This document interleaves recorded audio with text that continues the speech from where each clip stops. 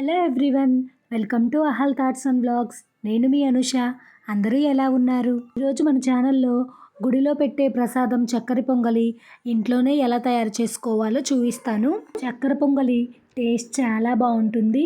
అలాగే ఈజీగా త్వరగా కూడా చేసేసుకోవచ్చు. ఈ ప్రాసెస్లో కనుక చక్కెర పొంగలిని చేశారు అంటే అచ్చం గుడిలో పెట్టే ప్రసాదం టేస్ట్తో చాలా బాగుంటుంది. అయితే లేట్ ఎందుకు, ఇంకా తయారీ విధానాన్ని మీరు కూడా చూసేయండి. వీడియోని ఎక్కడా కూడా స్కిప్ చేయకుండా చూడండి, మీకు అర్థమవుతుంది. చక్కెర పొంగలి కోసం ముందుగా ఒక పావు కప్పు చాయ పెసరపప్పును తీసుకొని దోరగా వేయించుకోవాలి. పెసరపప్పును వేయించుకునేటప్పుడు మంటను సిమ్లో మాత్రమే పెట్టుకొని వేయించుకోవాలి, లేదంటే పెసరపప్పు వెంటనే మాడిపోతుంది. ఇలా పెసరపప్పును 2 నిమిషాలు దోరగా బ్రౌన్ కలర్ వచ్చే వరకు వేయించుకోవాలి. ఇలా వేయించుకున్న పెసరపప్పును ఒక 5 నిమిషాలు పక్కన పెట్టి చల్లార్చుకోవాలి. పెసరపప్పు చల్లారిన తర్వాత పావు కప్పు పెసరపప్పుకు 1 కప్పు బియ్యాన్ని తీసుకొని రెండింటిని శుభ్రంగా 2 సార్లు బాగా వాష్ చేసుకోవాలి. ఇందాక నేను పావు కప్పు పెసరపప్పు 1 కప్పు బియ్యం మొత్తం 1.25 కప్పు తీసుకున్నాను కదా. వాటర్ను 3 కప్పులు తీసుకోవాలి. అలాగే ఒక అర స్పూన్ సాల్ట్ వేసుకుంటున్నాను. ఇప్పుడు స్టవ్ ఆన్ చేసి సేమ్ మనం రైస్ కుక్ చేసుకున్నట్లే ఈ చక్కెర పొంగల్ని కూడా కుక్ చేసుకోవాలి. సేమ్ రైస్ ఎలా ఉడుకుతుందో అలానే ఈ చక్కెర పొంగలి కూడా ఉడకాలి. రైస్ అనేది ఒక 80% ఉడకగానే ఒక అర గ్లాస్ పాలను పోసుకుంటున్నాను. పాలు అనేది ఆప్షనల్, మీరు కావాలి అంటే పాలను స్కిప్ చేసుకోవచ్చు.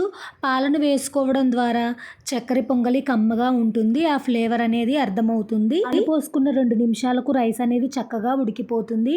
ఇప్పుడు స్వీట్నెస్ కోసం ఒక అరకప్పు బెల్లాన్ని, ఒక అరకప్పు పంచదారను తీసుకుంటున్నాను. కావాలి అంటే ఇంకొంచెం స్వీట్ యాడ్ చేసుకోవచ్చు. చక్కెర పొంగలి చూడడానికి గట్టిగా కనిపిస్తుంది. ఇప్పుడు బెల్లము పంచదార వేసాం కాబట్టి ఆ రెండు కరిగిపోయి చక్కెర పొంగలి చక్కగా ఉడుకుతుంది. బెల్లము పంచదార కరిగేలోగా ఈలోపు ఒక కళాయి పెట్టుకొని ఒక 3 స్పూన్ల వరకు నెయ్యిని వేసుకొని డ్రై ఫ్రూట్స్ని అయితే దోరగా వేయించుకుందాము. ఇక్కడ చక్కెర పొంగలిలోకి కొద్దిగా పచ్చి కొబ్బరి ముక్కలను, కొద్దిగా బాదం పప్పు ముక్కలను, కొద్దిగా జీడిపప్పును తీసుకొని దోరగా గోల్డెన్ బ్రౌన్ కలర్ వచ్చేలాగా నేతిలో ఫ్రై చేసుకుంటున్నాను. మీకు నెయ్యి ఫ్లేవర్ ఎక్కువగా కావాలి అంటే ఒక 5 స్పూన్ల వరకు నెయ్యిని కూడా వేసుకోవచ్చు.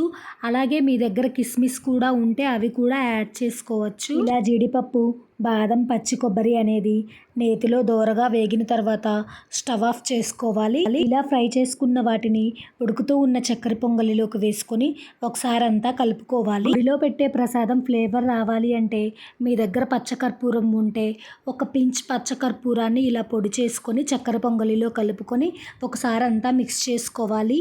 మీ దగ్గర పచ్చకర్పూరం లేకపోతే పచ్చకర్పూరాన్ని స్కిప్ చేసేయచ్చు. అంతేనండి, ఎంతో ఈజీగా త్వరగా గుడిలో పెట్టే ప్రసాదం కమ్మని చక్కెర పొంగలిని ఇలా ఇంట్లోనే తయారు చేసుకోవచ్చు. నెక్స్ట్ టైం ఎప్పుడైనా దేవుడికి ప్రసాదంగా పెట్టాలి అనుకున్నప్పుడు ఒకసారి ఈ చక్కెర పొంగల్ని ట్రై చేసి చూడండి, చాలా టేస్టీగా వస్తుంది. ఈ వీడియో మీకు నచ్చినట్లయితే వీడియోకి లైక్ చేసి మన ఛానల్ని ఇప్పటి వరకు సబ్స్క్రైబ్ చేసుకోకపోతే సబ్స్క్రైబ్ చేసుకోండి. Thank you for watching.